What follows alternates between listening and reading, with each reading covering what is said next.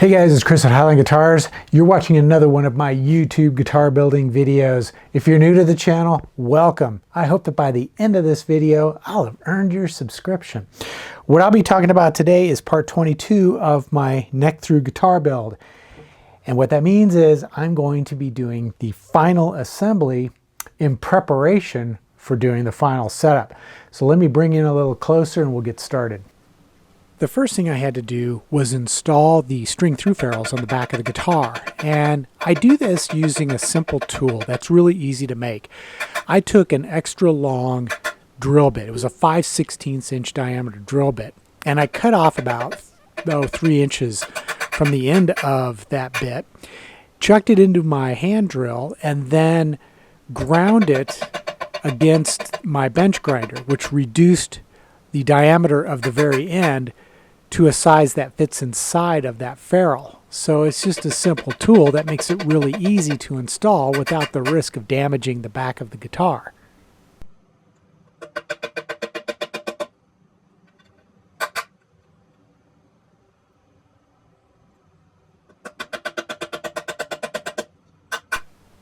Next, it was time to install the pickups. And here's a tip for you. Always check the back of the pickups before you install them, because the pickups have magnets in them. And if you've got any loose screws or paper clips or X-Acto knife blades lying around, they can stick to the back of the pickup. You won't know they're there. Then the next thing I had to do was install the ground wire for the bridge. This will, in turn, ground the strings. Now, the ground wire runs through a hole that was drilled at an angle, and it starts right underneath where the bridge plate will mount to the body and extends down into the bridge pickup cavity. And from there, I can route the wire into the control cavity. Then I can reinstall the bridge pickup. And from there, I'll be able to continue on with installing the bridge in a minute. But the way that this ground wire works is the stripped end of it, which I tape to the top of the body with a piece of conductive copper foil tape, will come into contact with the bridge base plate, and that in turn contacts the bridge saddles and in turn contacts the strings. So all those parts are then grounded. So now I'm going to install the bridge base plate, and I had to do that by removing the saddles because they get in the way of installing the mounting screws. And then before I install the saddles, I need to wipe off the base plate, because if I don't do it now, once the saddles are in place, it's going to be really hard to remove any greasy fingerprints.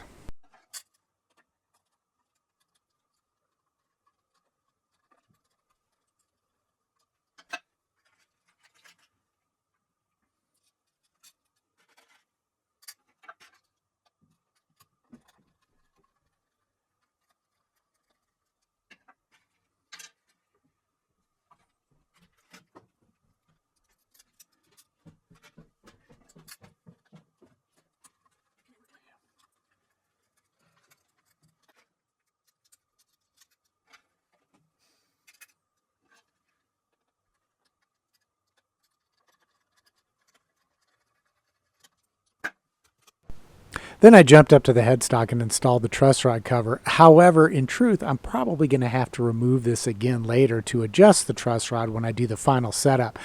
But I'm going to kind of hopefully hedge my bets here, and maybe I'll get lucky and I won't have to do it, because installing the truss rod cover is a lot easier now when there are no strings in the way than it is later on once the guitar has been strung up.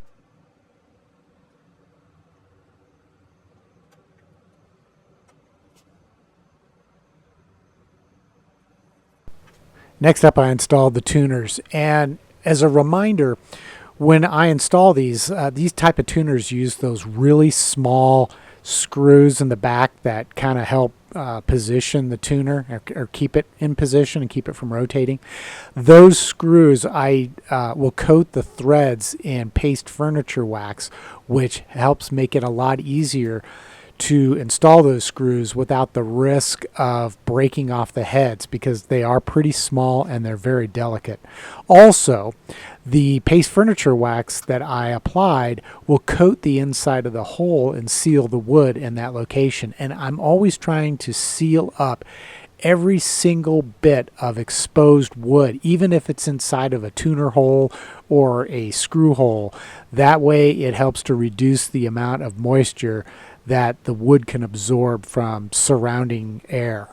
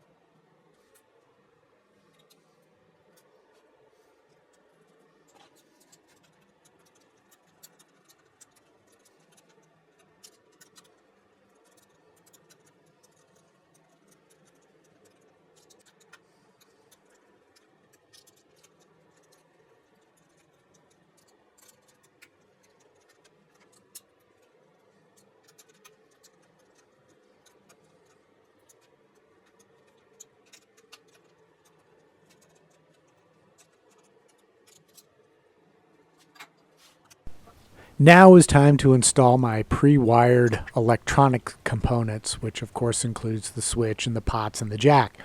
And you'll notice I have not lined this cavity with copper shielding. And the reason for that is it really isn't necessary with humbuckers as long as everything is properly grounded. I consider foiling the cavities to be basically a mod. And it's really more important to do it with single coil pickups like on a Strat or a Telecaster than it is on a humbucker equipped guitar, especially if the humbuckers have shielded 4-conductor wiring. It just really isn't necessary.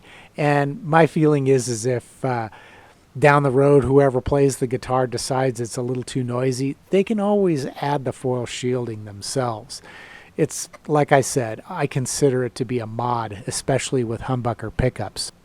Now, I know that some people think that putting copper foil inside the control cavity looks pretty, and I'm not going to argue with that, but most of the people who buy and play my guitars will never open up the control cavity cover to look inside. And even if they did, and they were to ask me, why didn't you put some copper foil shielding in there, or at least some shielding paint? I'll tell him, yeah, I could have, but then I'd have to charge you, another $150 for the guitar, and is that really worth it?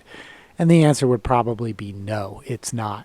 So I'm not going to bother with doing that, especially with the humbuckers.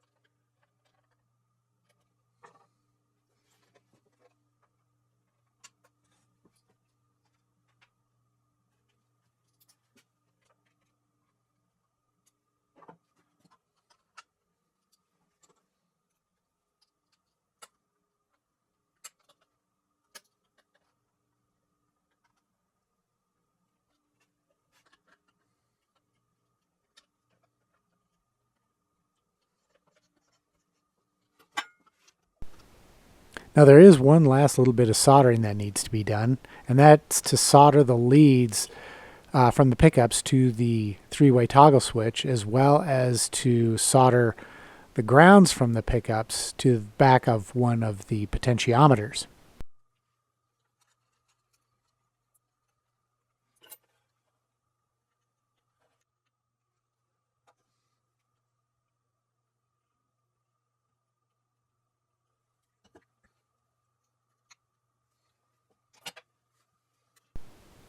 And then with everything soldered into place, I can test the pickups and the controls by plugging the guitar into the amp and tapping the pole pieces with a screwdriver while I turn the volume and tone knobs and flip the 3-way toggle switch. And since everything worked correctly, I was able to install the control cavity cover.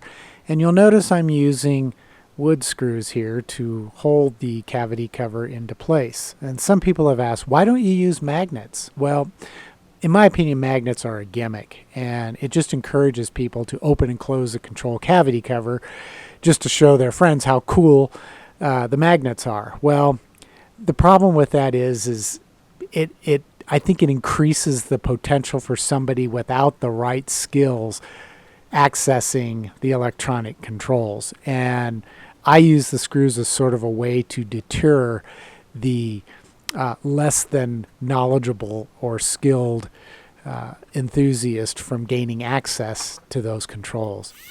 And then finally, the last little bit of assembly involves installing the strap buttons. Well, guys, that's all the time I have for this episode, and all of the assembly work has been completed. The one thing I still have left to do, though, before I can do the setup, is to make the nut. And I plan to do that in episode 23. So I hope you'll be sure to check in on that. And as always, if you enjoyed this episode, give it a thumbs up. If you're new to the channel, welcome. I hope that I've earned your subscription. And until the next episode, take care, stay safe, and I hope you'll be back for episode 23.